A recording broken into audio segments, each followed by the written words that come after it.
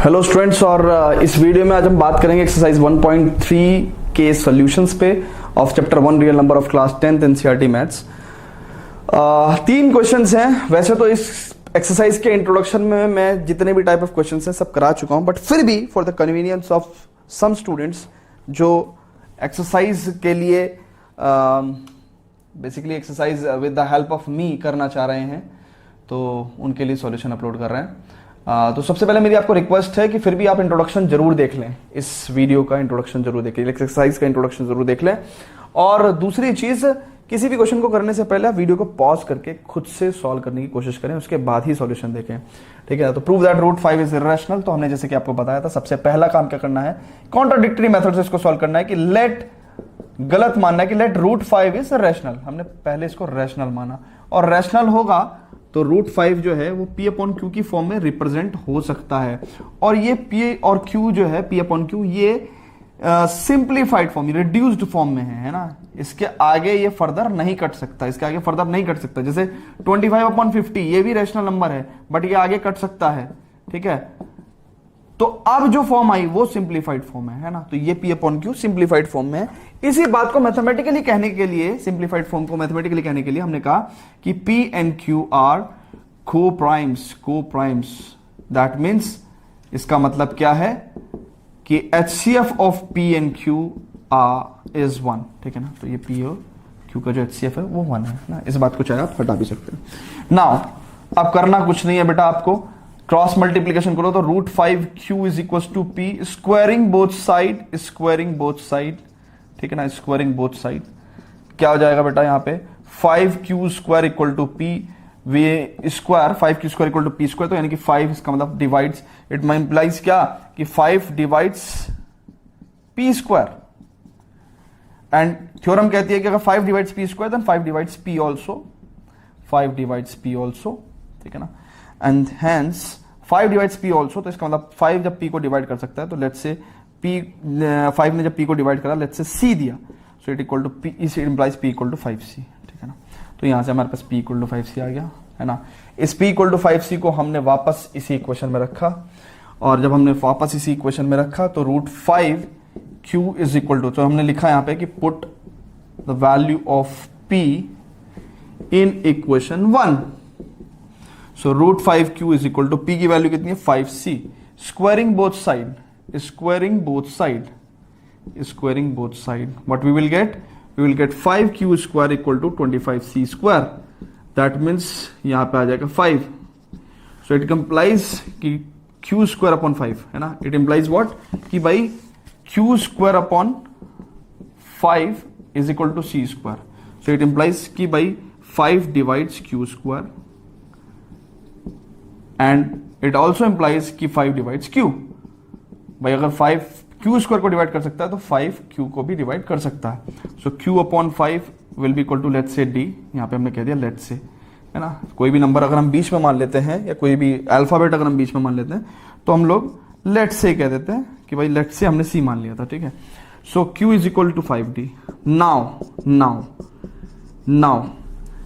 P is equal to 5C है, Q is equal to 5D है ना। Q तो ऊपर लिखा ही है, तो इसका कॉमन फैक्टर कितना आ गया 5। सो इट इंप्लाइज कि HCF of P and Q will be equal to 5, but P and Q were को-प्राइम्स,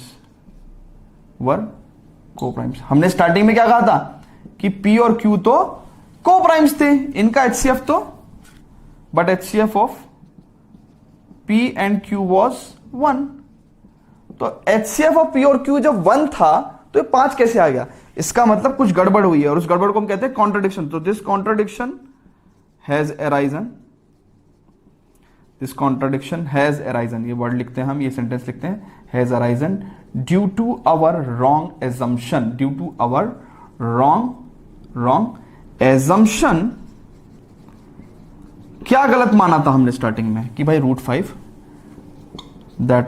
is rational. अगर रूट 5 रैशनल मानना गलत बात है तो सही बात क्या है? इट इंप्लाइज कि रूट 5 इरैशनल है, ठीक है बेटा। तो ऐसे आपको ये क्वेश्चन करना है। करते हैं, 2 और क्वेश्चन हैं before that students please pause the video to note it down.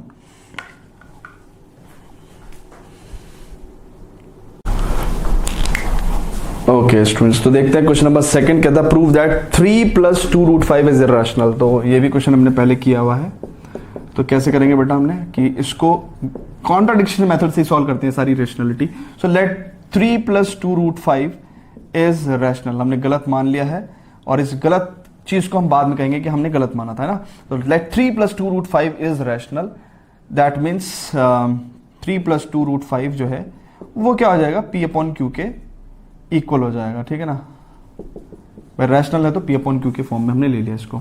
And where P and Q are को प्राइम्स, ये बात हमने आपको बताई थी कि P और Q सेटिस्फाइड सिंप्लीफाइड फॉर्म में होने चाहिए। सो P एंड Q आर को प्राइम्स सिंप्लीफाइड, है ना, P और Q सिंप्लीफाइड फॉर्म में होने चाहिए। ये बात मैं आपको कई बार बता चुका हूं। सिंप्लीफाइड फॉर्म क्या होती है कि अगर 25/50 की बात करें तो ये भी एक P/Q फॉर्म है, बट सिंप्लीफाइड फॉर्म नहीं है। सिंप्लीफाइड फॉर्म ये होती है, सिंप्लीफाइड फॉर्म को मैथमेटिकली कहते हैं where P and Q are को primes, that means HCF of P and Q will be 1, ठीक है। तो अब आप सिंप्लीफाइड फॉर्म को चाहे हटा भी सकते हैं, ऐसे लिखना, ऐसे लिख दो, ठीक है। Okay so 3 + 2√5 is equal to P/Q, ठीक है। नाउ अगर आप ध्यान से देखें, बहुत ध्यान से देखना, 2√5 इज इक्वल टू P/Q - 3, ठीक है। Okay so 2√5 is equal to, simplification कर रहा हूं मैं थोड़ा सा, तो P - 3Q/Q, ठीक है। Okay so √5 is equal to P - 3Q/2Q। देखो P और Q इंटीजर्स थे, तभी रैशनल नंबर हुआ है ना। P और Q इंटीजर्स, हम तो कहते हैं ना रैशनल नंबर्स में P/Q form where P and Q are integers और नीचे वाला इंटीजर 0 नहीं होना चाहिए। यही तो बात लिखते हैं हम रैशनल नंबर में, ठीक है। तो वही चीज कह रहे हैं कि P भी इंटीजर है, Q भी इंटीजर है, तो इंटीजर माइनस इंटीजर, तो ये भी इंटीजर अपॉन ये भी इंटीजर। और ये बात हम कह चुके हैं कि Q 0 नहीं है, तो यानी कि इंटीजर अपॉन इंटीजर, यानी कि राइट हैंड साइड क्या हुई, रैशनल हुई, राइट हैंड साइड रैशनल हुई, ठीक है ना।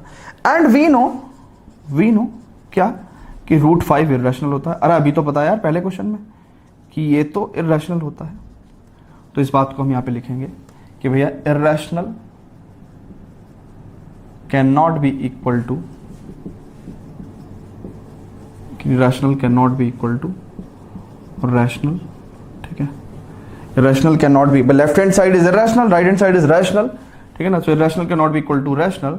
सो दिस कॉन्ट्राडिक्शन, ये कॉन्ट्राडिक्शन किस वजह से पैदा हुआ है, ये हमारी रॉन्ग एजम्पशन से, has arisen due to our wrong assumption, due to our wrong assumption,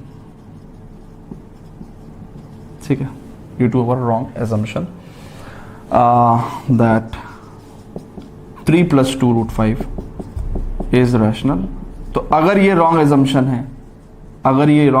है, तो सही बात क्या होगी कि 3 + 2√5 इज इररेशनल, ठीक है। तो यहां पे हमने देखा कि कहीं हमें इसकी जरूरत नहीं पड़ी P और Q को प्राइम्स कहने की, तो चाहे तो नेक्स्ट टाइम आप ये अवॉइड भी कर सकते हो, चाहो तो, ठीक है। आप सिंपली इसको डायरेक्ट सॉल्व करना भी शुरू कर सकते हो, ठीक है ना, क्योंकि वो P और Q को प्राइम वाली बात जो है वो हमें √2, √3 इन सब की इरेशनलिटी प्रूव करने में काम आती है, ठीक है ना। तो आप चाहो तो इसमें अवॉइड भी कर सकते हो। ओके, एक और क्वेश्चन करते हैं, क्वेश्चन नंबर 3, जिसमें कि हमारे पास कुछ पार्ट्स हैं, करते हैं उसको। Before that students please pause the video to note it down.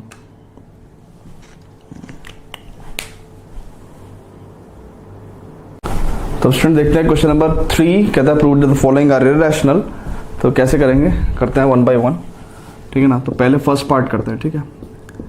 तो इसको इरेशनल प्रूव करना है, तो हमने कहा कि बाई लेट 1/√2 इज रैशनल, ठीक है ना। कॉन्ट्राडिक्शन, भाई इरेशनल प्रूव करना था लेकिन रैशनल मान के चले। And 1/√2 is equal to P/Q where Q is not equal to 0, ठीक है ना। तो हमने क्या करा भैया, क्रॉस मल्टीप्लीकेशन करा, तो Q is equals to Q/P is equals to √2, ठीक है। ओके, सो हमें इस केस में ये भी बताना पड़ेगा कि P is also not equal to 0, है ना, ये भी बता के चलिए क्योंकि P अब नीचे आ गया है ना। ओके तो बेटा देखो P और Q डेफिनेटली इंटीजर्स रहे होंगे, पर रैशनल नंबर यार बताता हूं ना मैं आपको कि रैशनल नंबर में P अपॉन Q जो ये होते हैं, ये P और Q इंटीजर्स होते हैं, बिना पॉइंट वाले नंबर होते हैं। तो P और Q यहां पे भी बिना पॉइंट वाले नंबर, यानी कि ये भी फिर क्या हुआ, इधर side left hand side rational number. और हमें पता है वी नो कि √2 इज इर्रेशनल। तो यार इर्रेशनल रैशनल के इक्वल हो ही नहीं सकता, तो इस बात को लिखेंगे कैसे, है ना। आपका क्वेश्चन ये है कि क्या सर हम एग्जाम में ऐसे करके दिखाएंगे क्या, है ना, दो कटोरे बना के। तो आपको कैसे करना है, आप ऐसे भी लिख दो कि clearly LHS is rational and RHS is irrational. Rational cannot be equal to irrational. Rational cannot be equals to irrational. So ऐसा क्यों हो रहा है, ये गड़बड़ क्यों हो रही है कि this contradiction has arisen, ये तो आपको याद हो गया होगा। This contradiction CONTRADICTION has arisen due to our wrong assumption.